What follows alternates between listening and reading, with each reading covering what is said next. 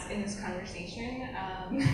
So it's going to be a little confusing, at least for me, so I hope it's not for you all. But I'm here as an activist, but I'm also here as someone who supports current students and survivors through SAFER. And just to give a little background on SAFER, because I think it'll be relevant to our discussion. We were actually founded at Columbia University in 2000, and it's really interesting how this movement has kind of come full circle. And SAFER was founded actually just as a student group that was educating and organizing around sexual assault on college campuses, specifically at Columbia.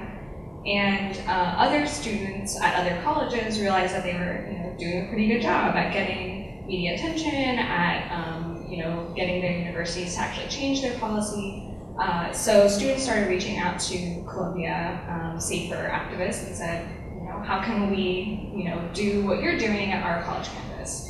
And that kind of, as activists graduated and went on in their lives, they wanted to sort of translate that activism into a nonprofit. And now SAFER does student activist trainings all around the country and tries to educate students and help them, give them the tools to lead similar movements to reform the college's sexual assault policies. And a really important thing about our approach is that we see sexual violence and the anti-sexual violence movement within an anti-oppression framework, meaning that sexual violence is not an isolated issue. It's specifically and inextricably linked to racism, to homophobia, transphobia, to ableism, and other systems of power and oppression. And so whenever we're doing this work, we have to constantly be connecting sexual violence to those conversations and realizing how members of different communities and identities are specifically affected by those other identities. So we do these trainings. We also do student-centered research, and we've been consulting Senator Gillibrand on the CAS Act, Campus Accountability and Safety Act, which she recently introduced. So that's kind of what we're doing. And it's really interesting to see how SAFER played this role of educating other student activists through their own activism.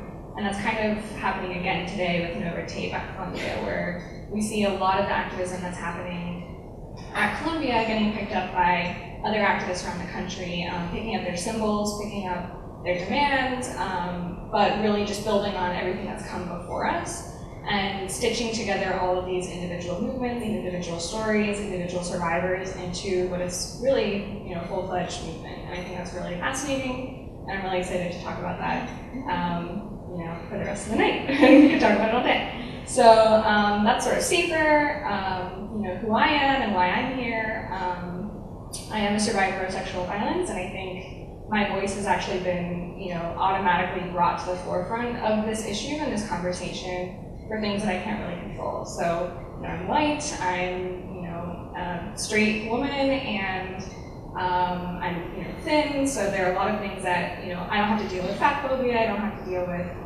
racism, I don't have to deal with homophobia, and so I don't have a lot of these barriers that many survivors have to deal with when they enter this movement. And so I want one thing that we take out of this conversation to be actively looking for voices that aren't as easily heard in this movement, because I think we generally are looking at people that kind of look like me, and there are so many other kinds of experiences out there, and the more voices the better. So that's something to keep in mind throughout the conversation, and just it's a good rule, I think, in general.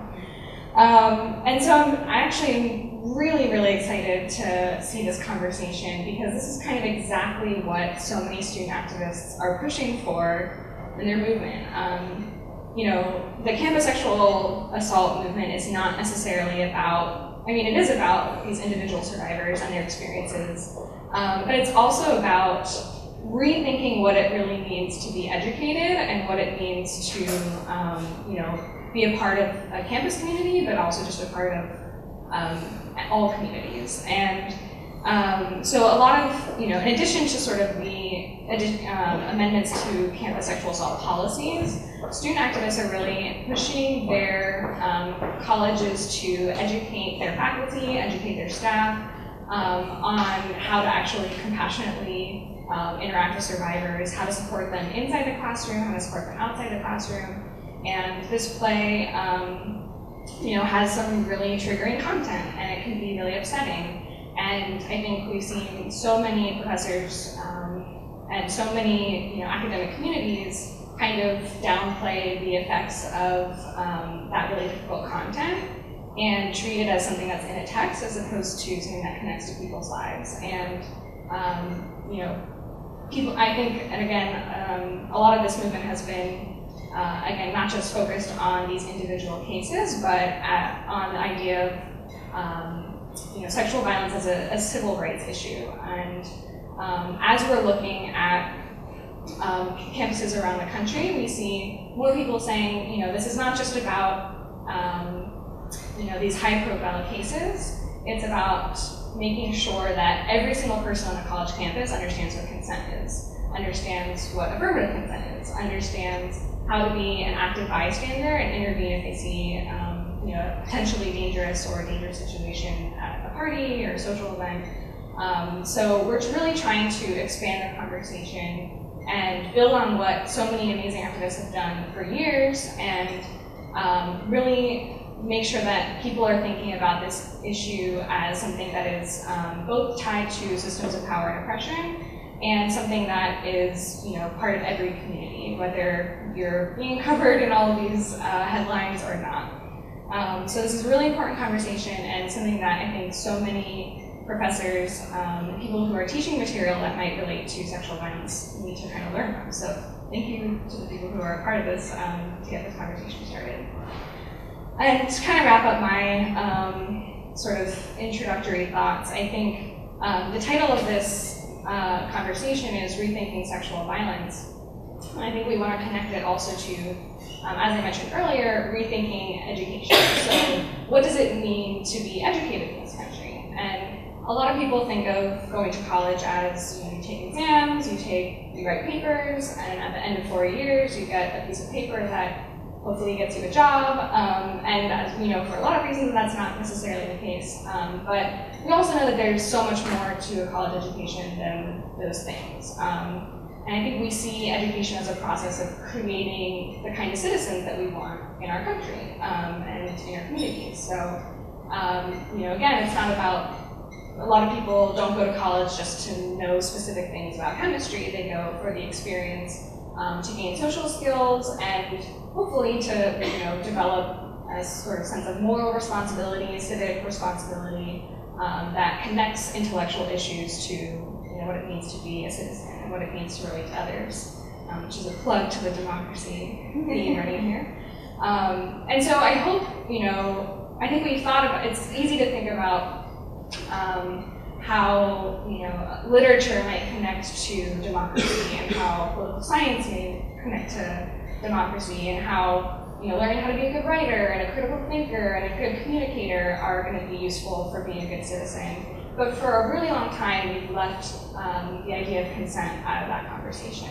And if we want to create moral citizens who are contributing to positive, healthy, vibrant communities, we have to constantly and really meaningfully address consent, and not just in a 1 hour orientation or a 1 hour workshop at the beginning of your 4 years, which you then go on to forget within hours, but as something that is an ongoing conversation in its own right, but also connected to the material that you're discussing in the classroom. So, if you're reading, a scene from a novel that depicts sexual violence, then you have to approach that conversation with a mindset that values consent and values compassion. And if you're in a psychology class and you're going to be discussing issues of post-traumatic stress disorder, you have to acknowledge the fact that a lot of students in your class might be dealing with that and might have histories of trauma. And I think that's something that's really exciting about this movement, is more student activists are really calling for those kinds of reforms to train faculty to be able to have those conversations. Because ultimately, if you're able to have the conversation that hopefully we'll all have together tonight throughout 4 years, maybe that will undo the 18 years of rape culture that has kind of been feeding all of our ideas of consent before people arrive at college. So yeah, I think ultimately what, the solution to, or the things that student activists are looking for are really hard to list off, and it's hard to kind of give a concrete set of, once we've done X, Y, and Z, then the problem is solved. But what people are working towards is a culture of compassion, a culture where you can empathize with other people and feel something even for them, even if you haven't gone through those experiences. And so when we rethink sexual violence and we connect it to the campus sexual assault discussion and movement, we're also rethinking what it means to be educated. And hopefully after 4 years of college education, we've created compassionate individuals who understand and practice consent in a way that respects the bodily autonomy of everyone on campus, everyone in that community, and just everyone in general. So I think we're going to discuss that topic and a whole lot of other topics. We've got a lot of good things to talk about. So that's kind of my background on Safer and me, and how I approach this conversation and why I think it relates to this play. And I'm going to hand it over to Vanessa now.